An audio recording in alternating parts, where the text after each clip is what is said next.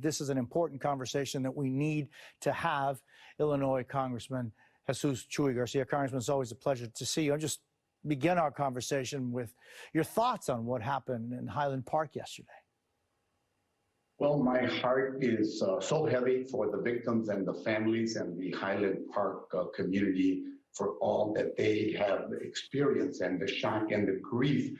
But as we mourn this incident, we need to be cognizant of the fact that there were a dozen mass shootings over the July 4th weekend and 75 mass shootings since the beginning of June. So obviously, we need to have a national conversation about how to prevent this. I think we need further action by Congress, even though the modest More Safer Communities Act, a bipartisan bill that we enacted in response to the Uvalde shootings, but we've now had three exceptionally deadly shootings happen before our very eyes. And as Mr. Alexander has underscored, not likely to be the last unless we engage in some real reflection that would probably include a reconsideration of protocols that we take to protect people when there are large gatherings like concerts or fireworks displays or parades. Unfortunately, we are at a place as a nation that the entire world looks upon us with great shock that we have more weapons in the United States than people, as Mr. Alexander again has pointed out.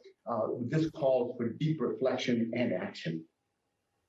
And I'm just thinking, you know, what is the further action? But I want to also talk to you, Congressman, about you represent parts of Chicago. Our colleagues at NBC Chicago say at least 57 people were shot over the holiday weekend there. 9 of those people died. That doesn't include the shooting in Highland Park. Why so much violence? Why so much death? Why so much constant carnage in areas like Chicago?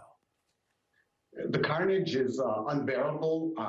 There was someone shot and killed a block away from my house on a Thursday night over, a discussion, an incident at a local fast food restaurant. The value for life seems to have taken especially a hard toll and a hit over the pandemic, over the past 2 years.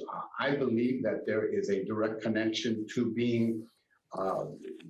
people being isolated, people feeling desolate and hopeless about the future. And this is the reason why we need to have a national dialogue and for people to be real about our infatuation with guns, and especially with the availability of military-style weapons. I continue to believe that we need a military-style weapons ban nationally. I think this is one more testament, although we don't have enough details yet about the gun that was used, but it seems to be pretty obvious that it was a high-caliber, powerful, and an assault weapon in nature. So all of these things need to be considered, but it also calls attention to the need for investment in poor, disadvantaged communities on the one hand, and also a greater investment in mental health services, because many people are out there who need help. Congressman Chuy García, I thank you very much for your time. Thanks for being with us this morning.